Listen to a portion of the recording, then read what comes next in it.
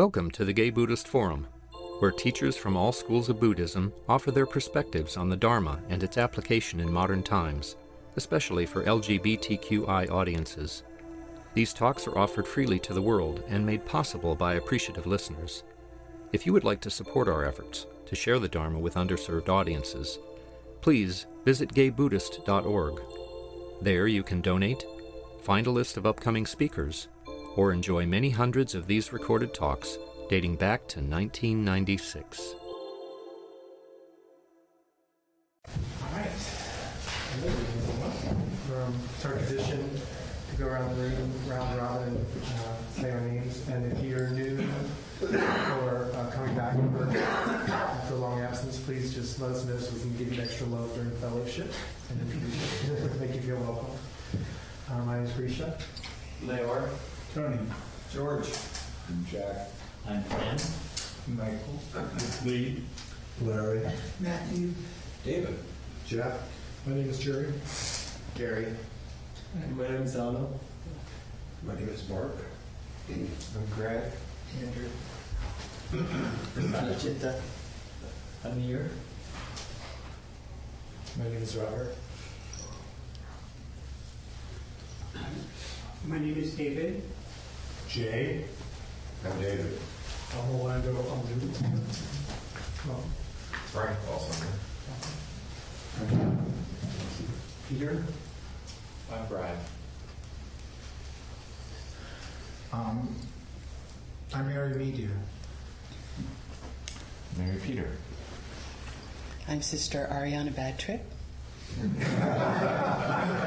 As of the inauguration, I had a different name before. Sister maeJoy be with you. Okay. Welcome, everyone. So, I'd like to introduce everyone.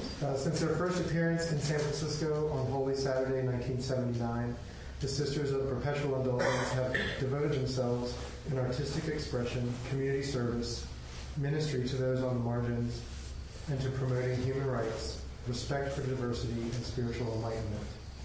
As the original holy card spelled out in the group's mission, the Sisters of Perpetual Indulgence is devoted to the promulgation of universal joy and the expiation of stigmatic guilt.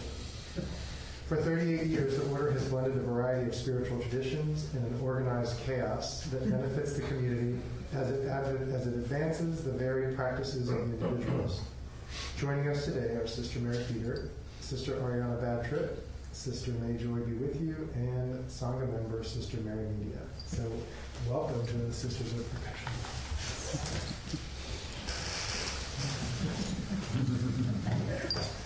38 short years.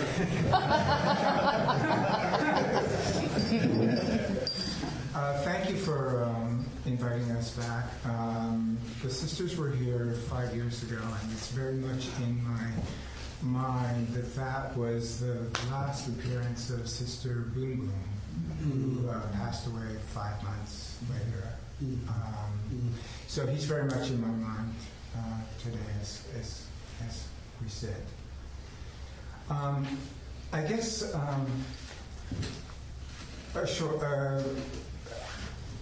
a short history, I guess, of how I got involved in this group. I was one of the original members, and like many people, I came to San Francisco during the mass migrations of the gay people in the 1970s. All the tops moved to New York and the bottoms came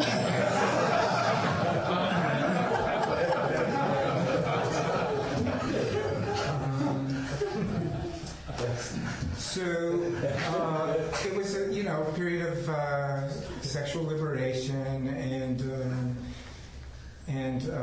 exhilaration, I guess, that lasted for a little while, but then I found myself over the Labor Day weekend of 1979, when Harry Hay, Mitch Walker, John Burnside, and Don Kilhefner organized the first gathering of radical fairies. It's called the Spiritual Gathering for Radical Fairies. that was in Arizona, in the desert of Arizona. So a group of people who had started getting to know each other in San Francisco really bonded at that gathering, because it was, my experience of it was that it was a giant step outside the patriarchy. It was the first time I had experienced a community of men who reveled in being sissies, who were not buying into what was going on in San Francisco at the time, and probably in other cities too, which I felt was kind of a fetishization of hypermasculinity. It was the era of the Castro clone. And so this was extremely liberating to bond with people who rejected that paradigm of being a gay person. And so when we got back to the city, we wanted to find some way to continue that expression in the community. And so now Sister Hysterectoria, was Agnes DeGaran was holding dance classes for a group of gay men. And out of that, the idea came forth of moving forward and forming an order, because some men on Easter weekend earlier that year had gone out to Land's End wearing habits and had, discovered that, well, this is too good. They were getting all this attention. They were transforming the energy around them. And so this was a way that we could possibly play with that and see where that took us.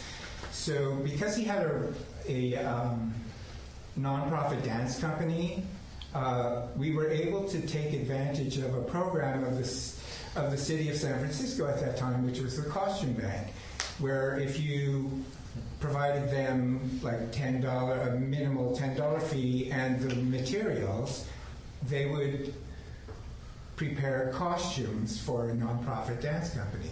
So that's what we did. So how do you not love a city that provides you with drag? So this is actually one of those habits that I spent, cost me $10, and it's lasted all this time. So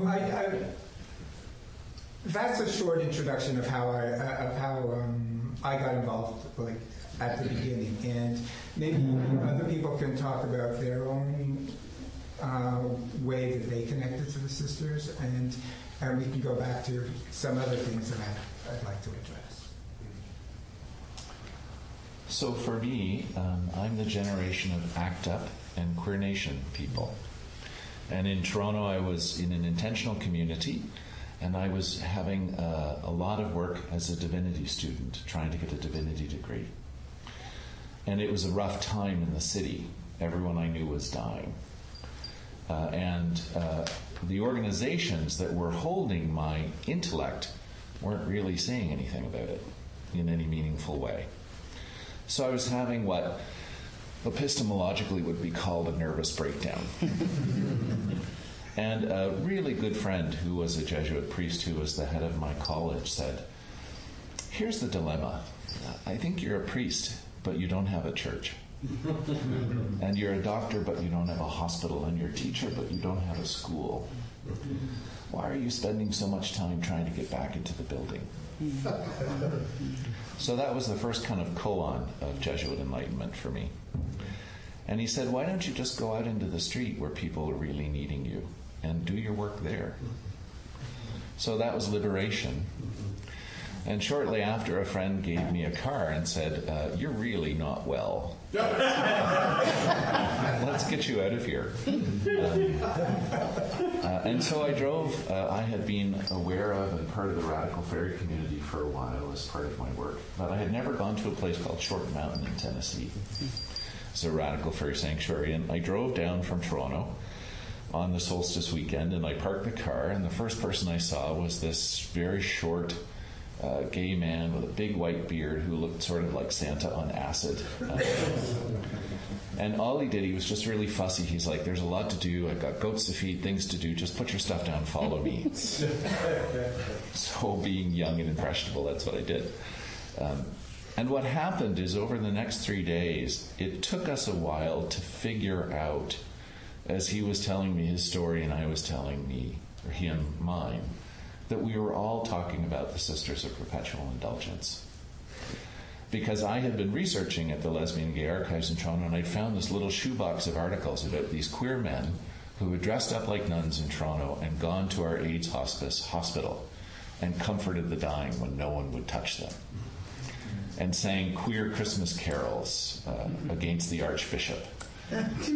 And when hundreds of gay men were arrested in bathhouse raids on the main drag of our city and broadcast on CBC and humiliated and shamed, they helped organize the resistance the day after and the Pride Parade that followed.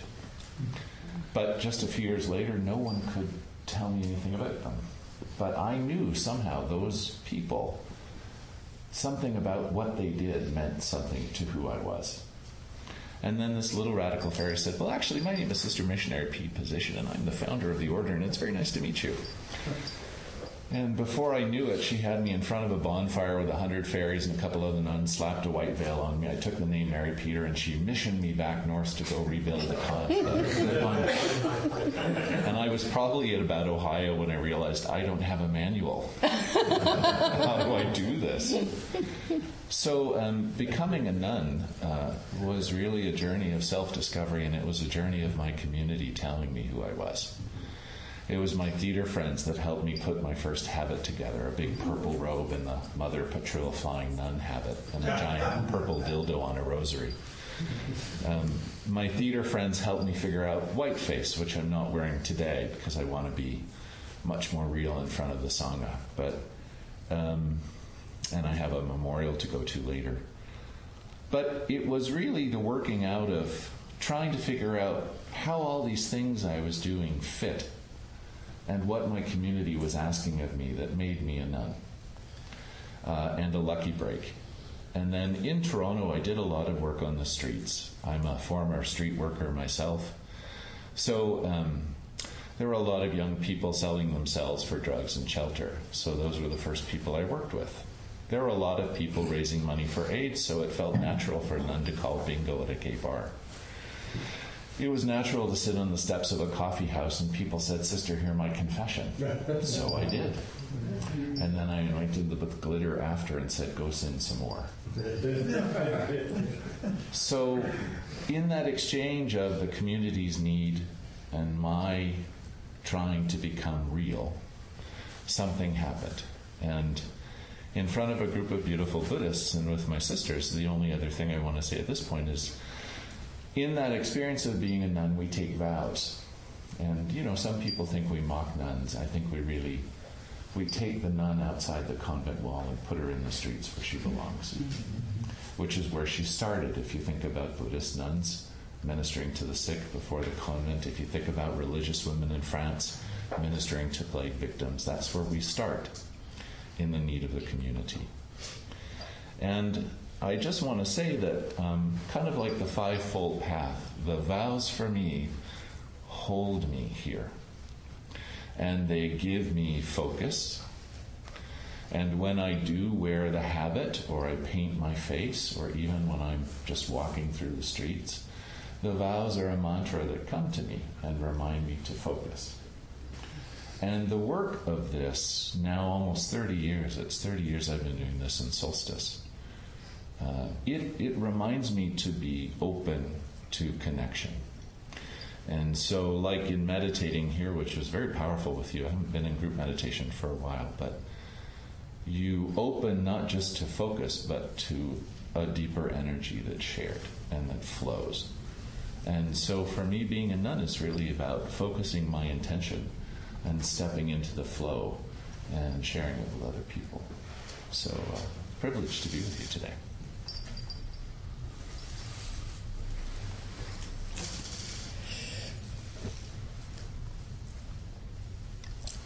Thank you all so much for welcoming us. Thank you so much, Cass, for inviting me. I feel very honored to be here. Something I see but you don't probably see is that the four of us here, there are three sisters with beautiful long silver hair and many wrinkles when they smile, and then there's a toddler. That was almost shaded. She's trolling. I'm just out of diapers, so I thought that what I might share is I've been fully professed for 3 years, and the toddler part of me wants to say 3 years and 4 months. But I thought I might share some of my some of the encounters that I've had that I have learned from, and that have led me to meditate sort of in an ongoing way on the face that we do, and also the sort of artifice that we do, the glitter, the rhinestones, the sparkles, and all of that. Because I think in a complex kind of way, it relates very very deeply to the spirituality that we manifest. And so for me, actually, I wanted to be a sister from the moment I first laid eyes on a sister. I wasn't sure if girls could be sisters, but I found out we could be.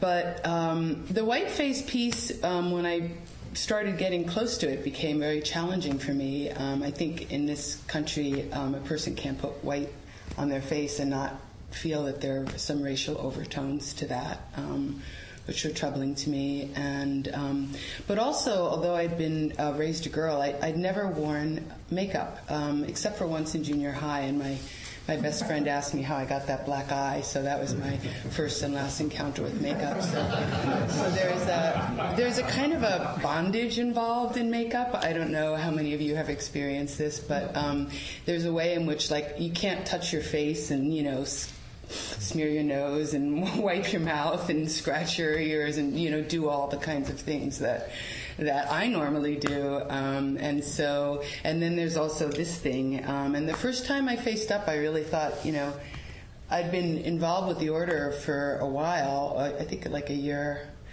And I thought, I don't think I'm going to be able to do this. I wasn't sure I'd make it through the first event.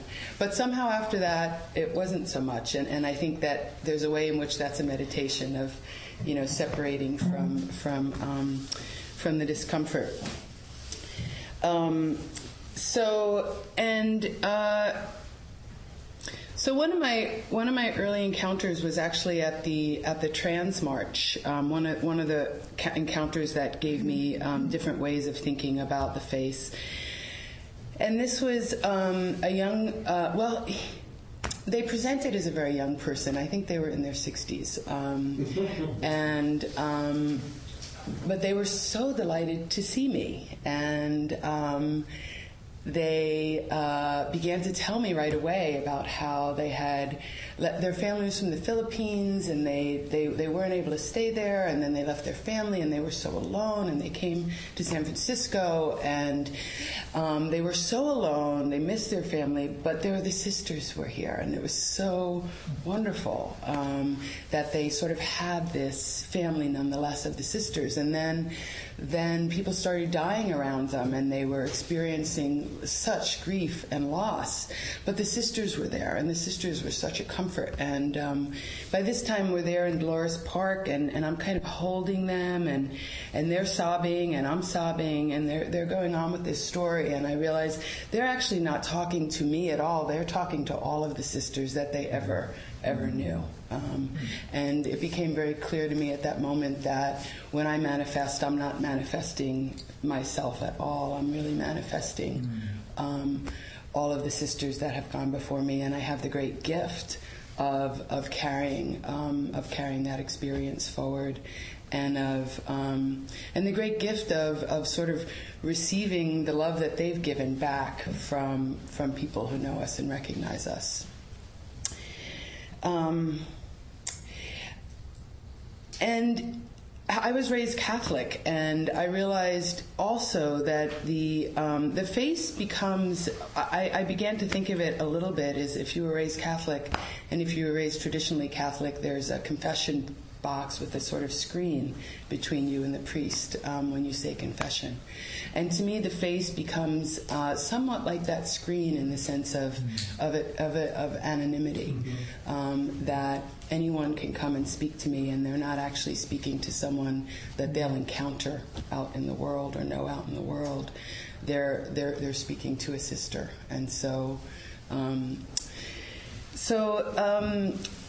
then one day we did an event on Valentine's Day in the Castro, and the energy was really high, and a young person came bounding up to me and said, I just broke up with my boyfriend, and this is my first time out in the world. And I immediately said, oh, you must feel so... And it was as though I had physically shaken them. They said, no, I feel so, And I realized how much we serve as mirrors. Mary Peter often wears one. And that projection can be a kind of violence to people. And in that moment, I had smacked that person in a way, emotionally. And for me, that was a lesson of being present in a way that is very open to people's emotional states, and sort of allowing that to flow through me. And just in a verbal way, I learned that the response to, I just broke up with my boyfriend and this is my first time out, is, this is your first time out. Which, gives them the chance to either tell me what emotion they're in, or stay with that emotion, as opposed to me putting one on them.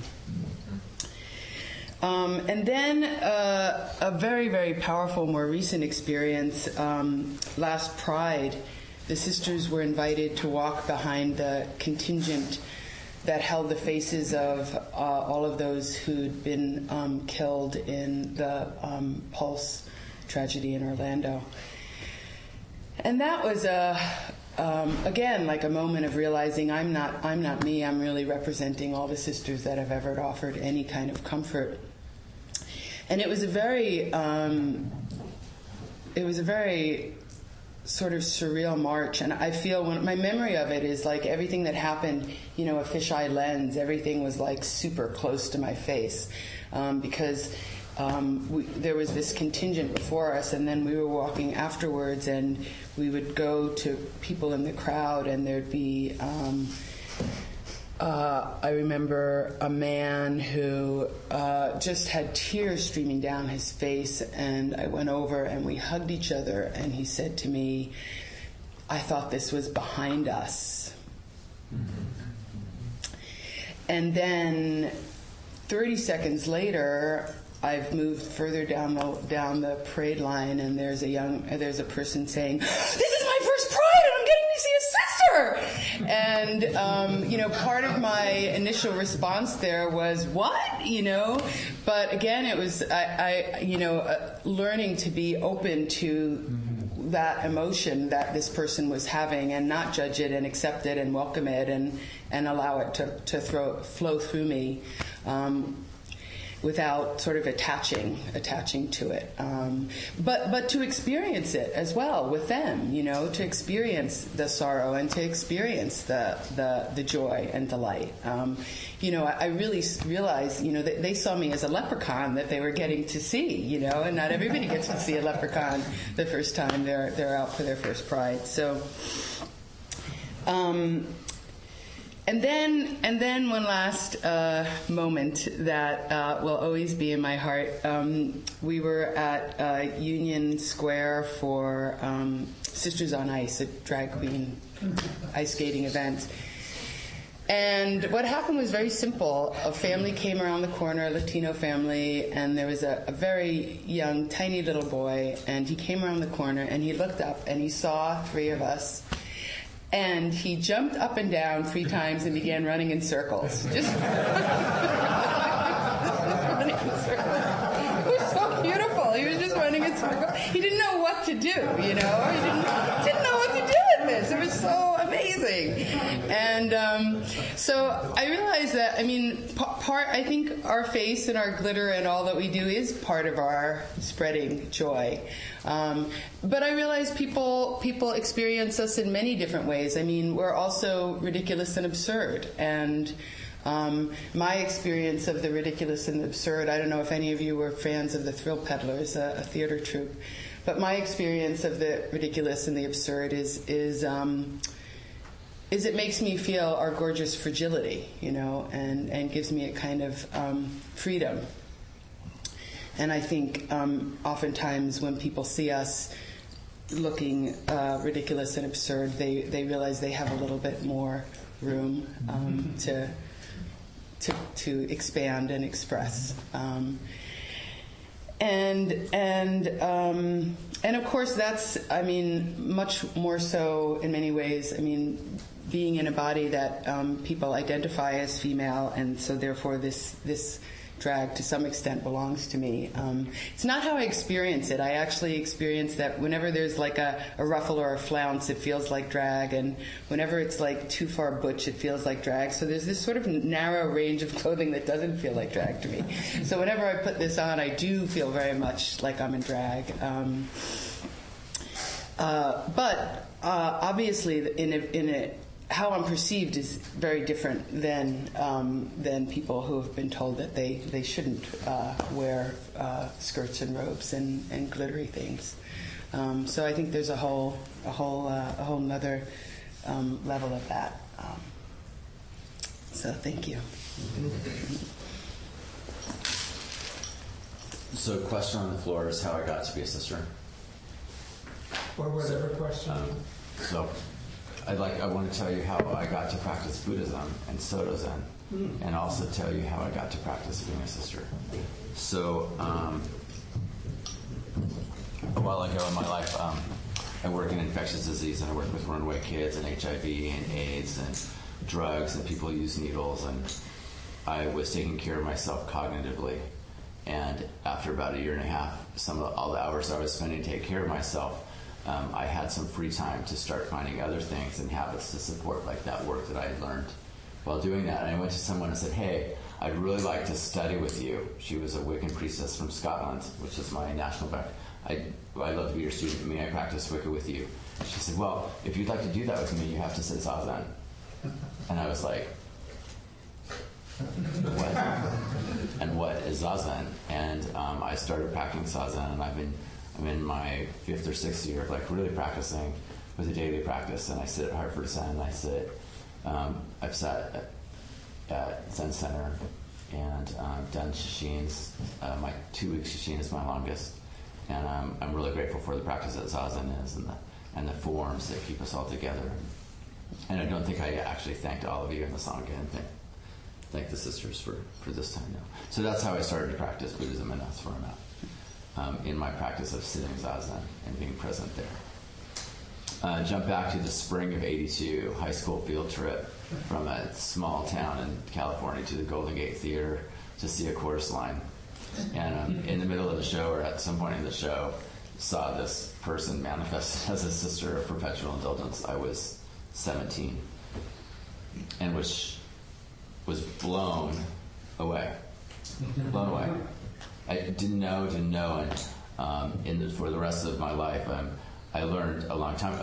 I learned afterwards that was a sister of Perpetual Indulgence, and the sisters of Perpetual Indulgence were someone that I immediately would recognize. I just felt affinity for, and if I was in my activism or in my fundraising or in my marches and in my work of just trying to be who I was and be queer and do what was important to me, if I saw a sister of Perpetual Indulgence at the event, that was my pat on the back that said, "Wow, this is evidence of alignment. If they're here, this is the right thing. Keep doing the right thing."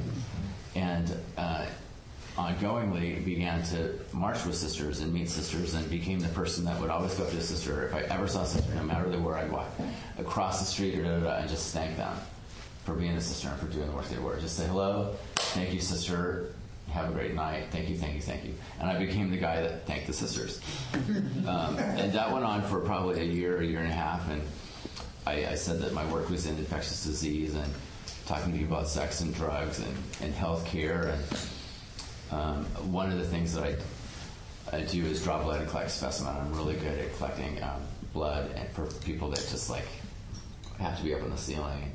I began to work with someone who had that phobia over the course of like six months. And one day I was drawing this person's blood, and they had a sister pin on. And I said, "Oh, what do you know about the sisters?" And that individual told me that they were a sister of Perpetual Indulgence. And I was like, "Oh, thank you for being a sister of Perpetual Indulgence." Like, wow, really, really great. And I made the comment verbally, not even thinking about it. It's like, wow, I've always just felt, an affinity with you. And that person immediately looked at me and said, I've been working with you the last 6 months, and I've seen the transitive skills that you have with the community, and just in working with me, and you are a nun. And very shortly, that person got elected Mistress of Novices and began the work to become a sister. And this month is my 11th year being fully professed as a sister of Perpetual Indulgence.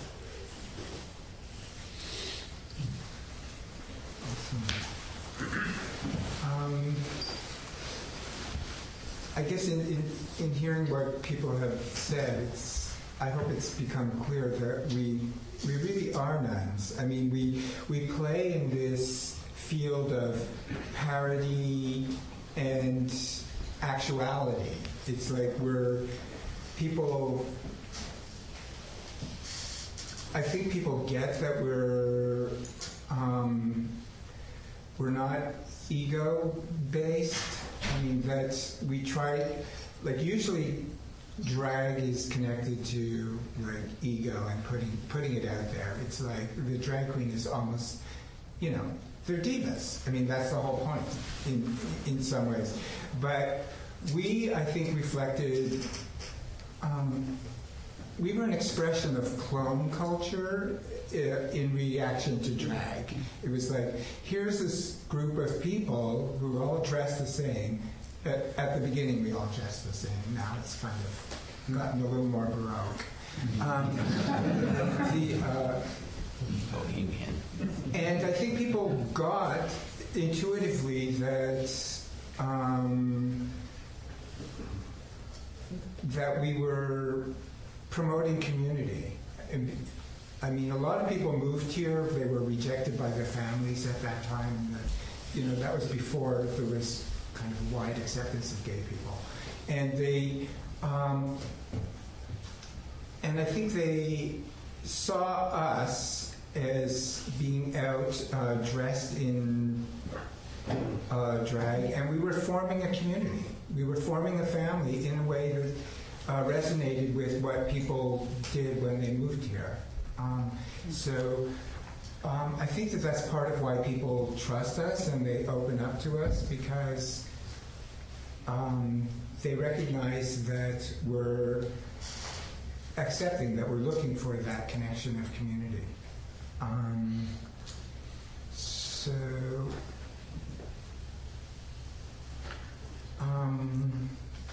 Does anybody else have like a particular point that they'd like to make? Because I'm not sure what questions to present. I do feel that being a sister for me is a form of practice. It's a way of trying to get beyond ego and into a space where anything is possible. It's like what Arianna was saying, that we transform the street when we're out on the street. People, suddenly turn from these hulking muscle guys into little Catholic schoolgirls, and they need to be spanked. So I think what we do is we give people permission. Yes, and they can get spanked. For a small additional donation.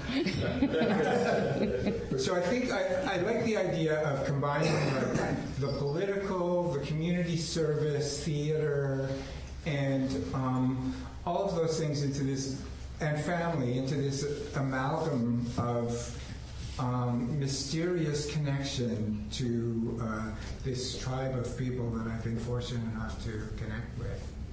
So that's my experience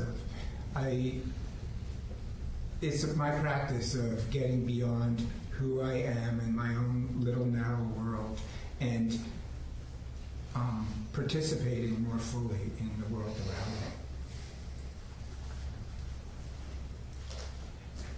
around me. Questions? So I kind of have a mysterious connection, and in the school of Buddhism, often when people are sitting on the mat, it's all like, "Who am I?" Right? The question is, "Who are you right now? Right now, who are you?" And my ministry this morning was in the back of a lift. Who's someone who lived in San Francisco had no idea I was, they were the two words that you used about like how we look. I was looking like that to him, and I'm thinking, oh my gosh, like who am I? Who am I? So my who am I Buddhist Sangha right now answer to these is my boots that are out there are women's pioneer boots that are orders from Texas. They've been resold twice. They walked from San Francisco to Sacramento in 2008 for human rights after the 08 same-sex, da-da-da-da. And those boots, as Sister maeJoy walked from San Francisco to Sacramento. Moving up. My belt is like made from Mr. S.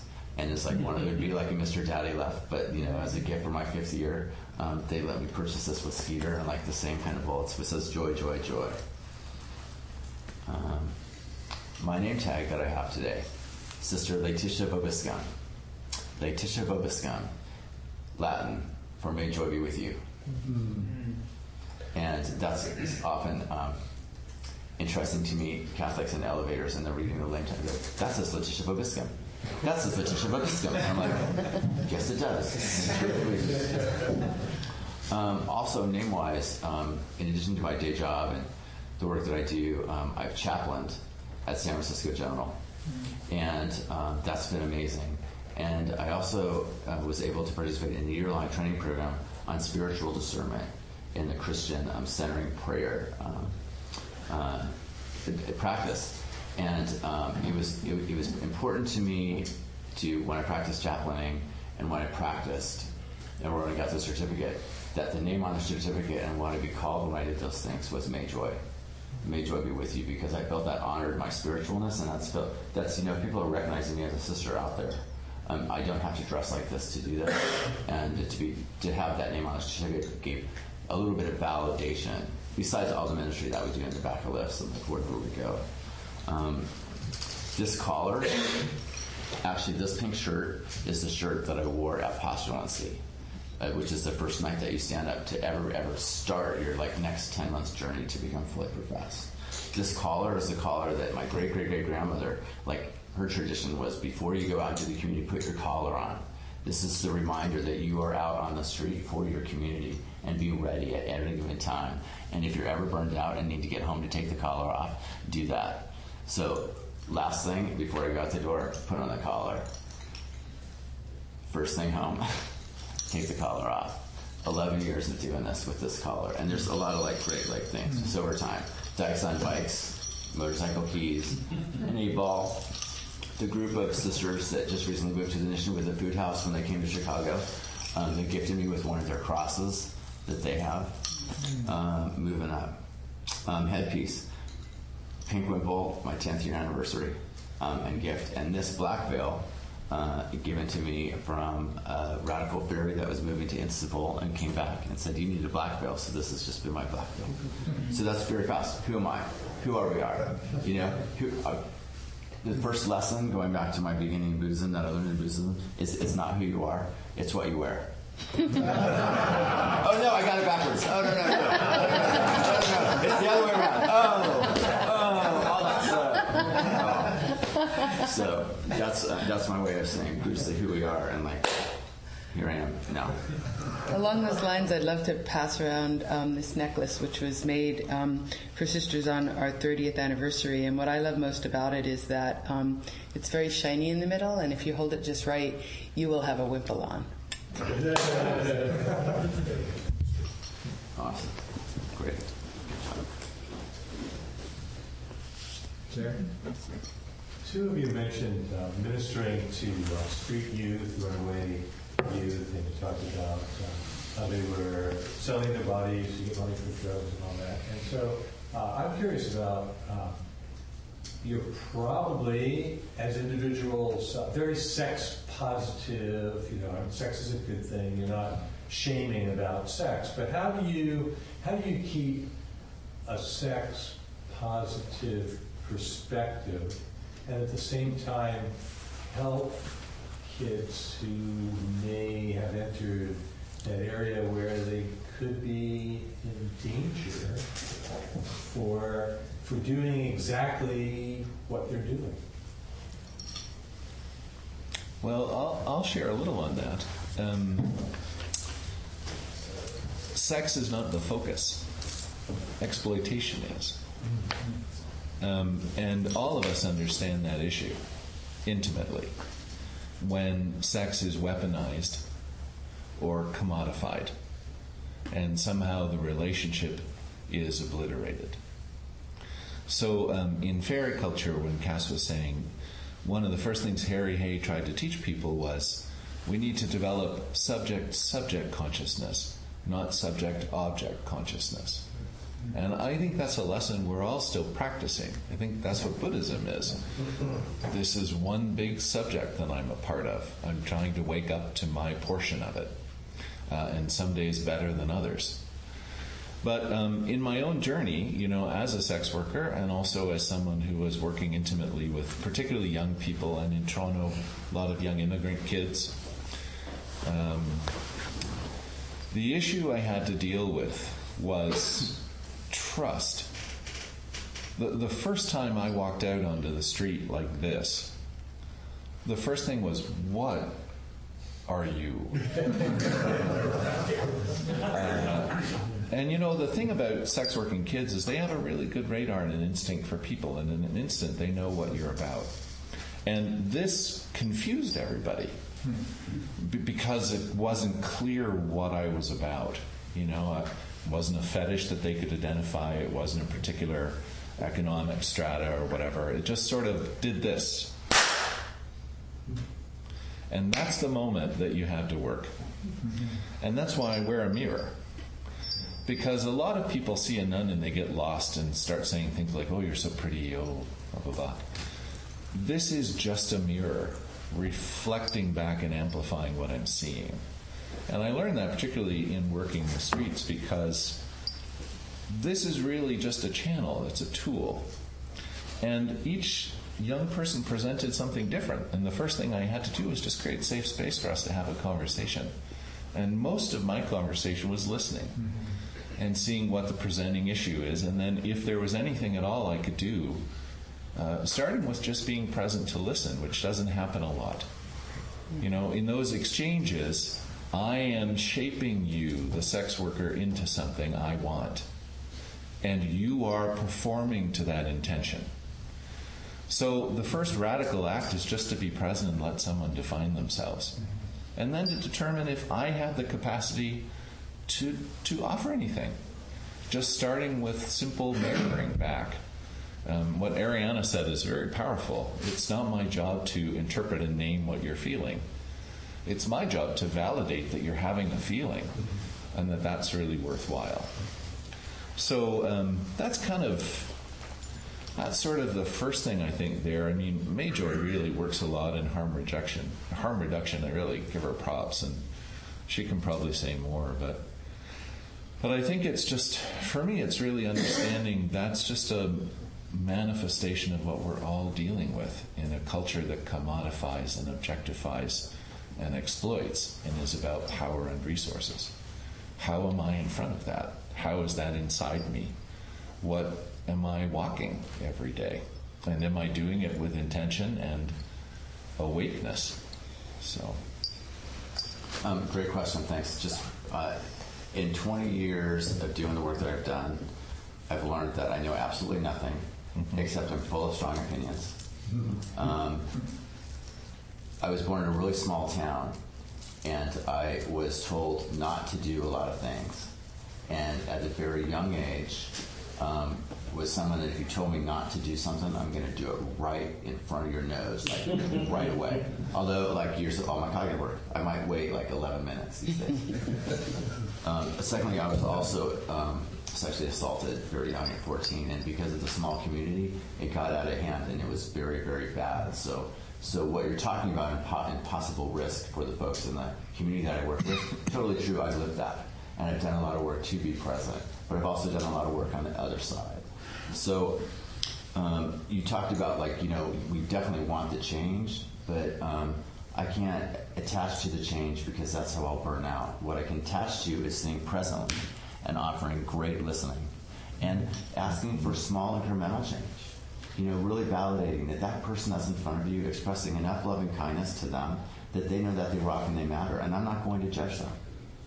And when I can be honest with people and give them 20 minutes with me and give them one pearl that they might take out to themselves and practice, whether it's using an alcohol pad, whether it's thinking about carrying a condom, whether it's about getting high after the sex act rather than before, whether it's about having a plan. If I can plant one thing and they know that I'm invested in them and I care about them, 2 weeks later, the next time I'm at that clinic, 15 of them will be outside because they know that I'm listening. And by never attaching to that attachment, but never underestimating small incremental change, no matter how small it is for any one of you, if you want to change something, the smallest incremental change extended on a day-to-day basis over a long period of time, you will become it because you're working towards it. And that's what you got to believe. And you got to say please and thank you when you walk out of that. And that's how that happens. So it's taking care of yourself so that you're not attached to those bad outcomes, which are possible, regretfully. David, yeah. Sister Mary Media, Sister Mary Peter, Sister Arianna Badtrip, and Sister Enlightenment. I get called lots of things. But joy to the world. May joy be with you. They teach the bogus scum. Yes. I just want to thank you. I'm full of gratitude for the presentation. It's resonated for me. There's something, I love the way Sister Mary Media summed it all up, that you offer a political sort of arena, you offer service, community, a listening ear, support. It's so cool. And you allow that mirror. You allow people to be themselves and not be judged. You almost stamp out stigma because you're so real and authentic and vulnerable. So I just want to thank you, and I'm going to be noodling this for about a month. I feel like I'm on a self-discovery thing, and you've given me a great gift this morning. Thank you. Who knows? Maybe you'll join us.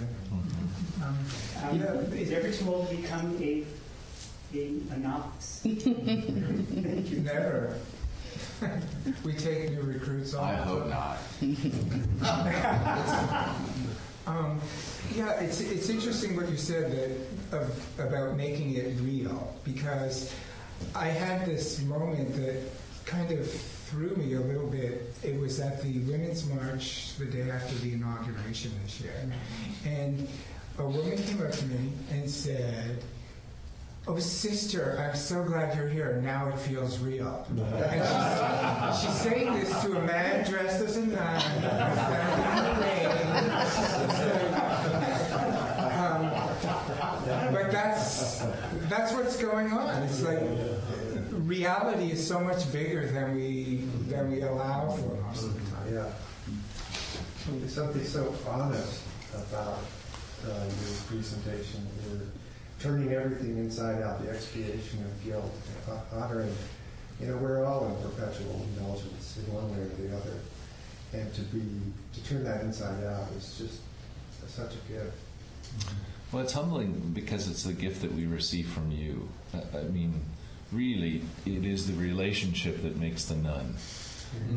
And I want to offer just a real word of humility, self-spoken, because I think it's really important, especially in a city like San Francisco where, we're a brand. People know what we are now. Yeah. But we've seen this amazing multiplication of sisterhood across the globe. We've got sisters in over 60 cities in the U.S. now.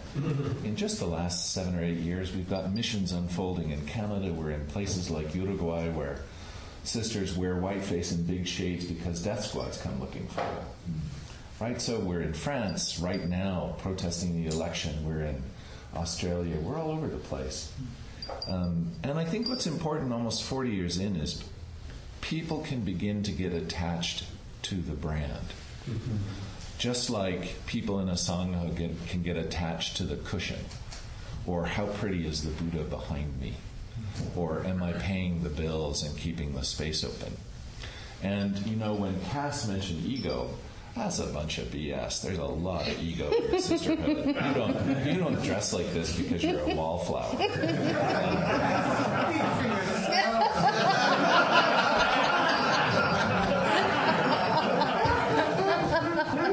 And I've been around long enough to watch sisters get trapped in that. That's samsara. Right? Because then I am trying to become a persona. Kills the relationship with yourself and the community. And I think just like practicing, these are all tools. I'm using tools for my enlightenment. I am asleep and I am trying to wake up. And you help me wake up. And the more we're awake, the more wonderful things happen because the whole flow of the universe is conscious. So we don't all do it well. You may meet a nun who's as high as a kite or on a little bad trip of her own and full of arrogance, and you're not in her program. And I just ask for your support in just being honest in front of that sister and saying, hey, sis, girl. Because we need teachers. We need teachers. And especially nuns who are just starting, especially in this city. Especially in the missions where we designed a system that's so easy you could do it asleep to become a nun. But we did it because we wanted to protect people from all the drag influences that say you have to do these 50,000 things my way. But people get caught up in the race for the veil. How fast can I get my black veil? How fast can I get my vocation? And what we try to tell them, especially as a missionary, is it's not about that. It's about meeting all the other people in your sangha. It's about becoming awake together. It's about becoming a manifestation of your community's need and then giving that back to them. And that's a tough journey. We're breaking our asses on that all the time. I'm very conscious in practicing that there is an empty bowl that calls us into meditation. Well, for me, being a sister is a crucible. And I'm pouring all the stuff of my life into that, and I'm hoping that the heat and the intensity of the journey will create some alchemy and turn out something wonderful. I am not in control of that. The fire will burn however hot or cold in the moment, but it is the submission to being in the bowl that is transforming me. And when you talk to a nun, we can talk about expiating stigmatic guilt. It sounds sexy, right? And everybody in this room knows what guilt is. Talking about joy is harder. What is joy? A feeling like happiness? An objective to be achieved? A destination? And when I feel it, or I'm there, or I create it, then what? Oh no. But kind of, for me, joy is like a Buddhist practice. Joy is the experience once you've gone through the tears. When you are at peace with all of the feelings. When you sit with a sense of equanimity. That's joy for me. Some days closer than others. But always it's this relationship that makes it real for me. And so, it's good that I sit with you. It's good that you sit with each other. I'm incredibly grateful to Cass, not only for her dedication to her vows for 50, 60 years ago.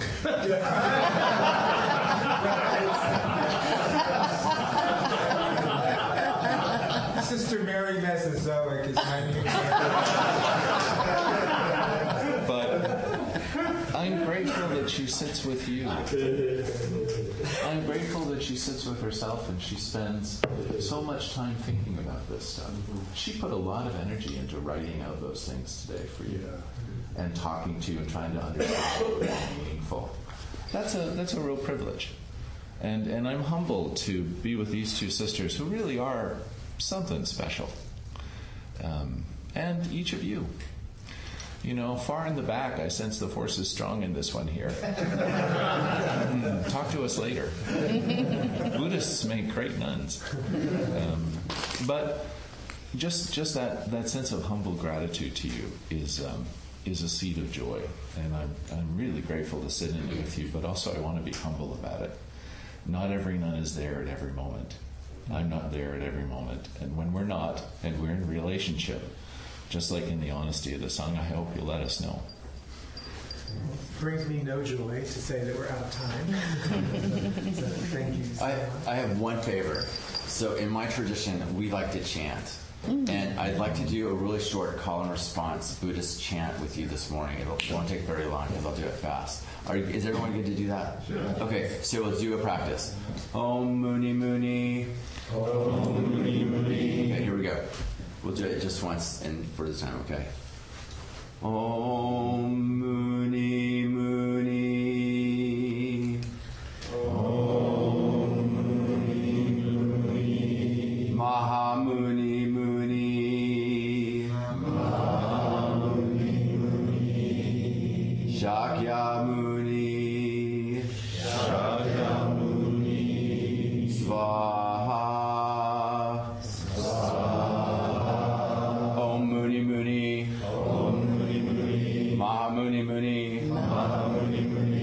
Shakya Muni, Shakya Muni, Svaha, Svaha, Om Muni Muni, Om Muni Muni, Maha Muni Muni, Maha Muni Muni, Shakya Muni, Shakya Muni, Svaha, Svaha.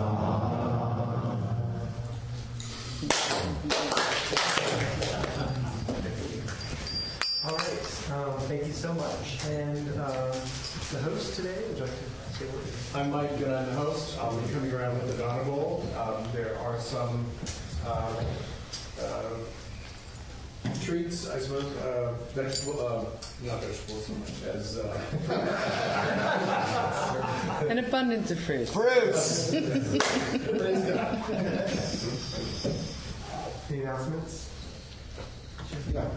Next weekend, the San Francisco Choral Society on Saturday night and Sunday afternoon is presenting as act 3 different Baroque Magnificats, and the Magnificats are in honor of the great Mother Mary and her moment of being told the news that, oh boy,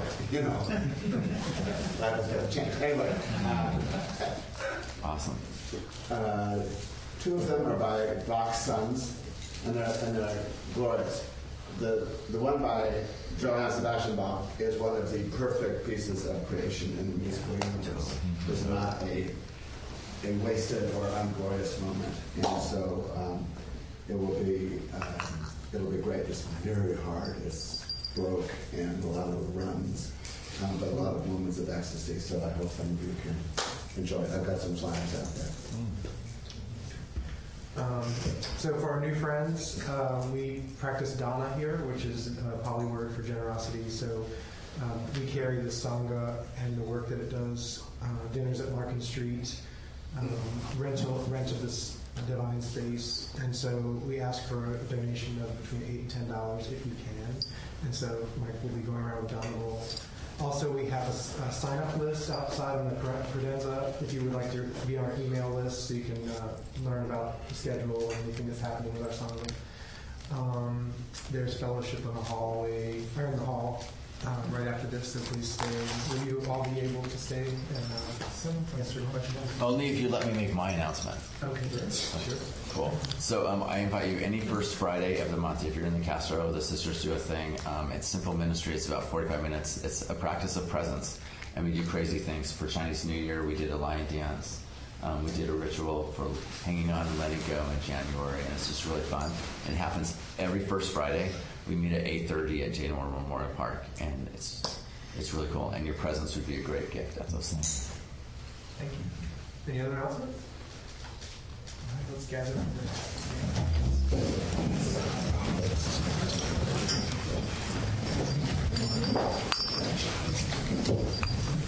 By the power and truth of this practice, may all beings have happiness and the causes of happiness.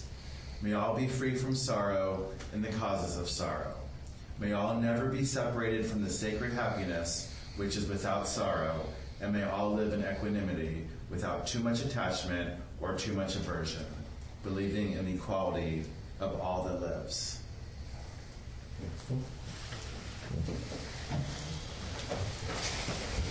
And for clarification, the idea of the chant was not San Francisco Beauty.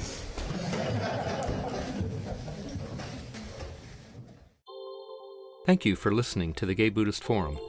If you would like to hear several new talks per month and be notified of upcoming speakers so you can participate live, please subscribe to this podcast, like us on Facebook, and join our mailing list by visiting gaybuddhist.org.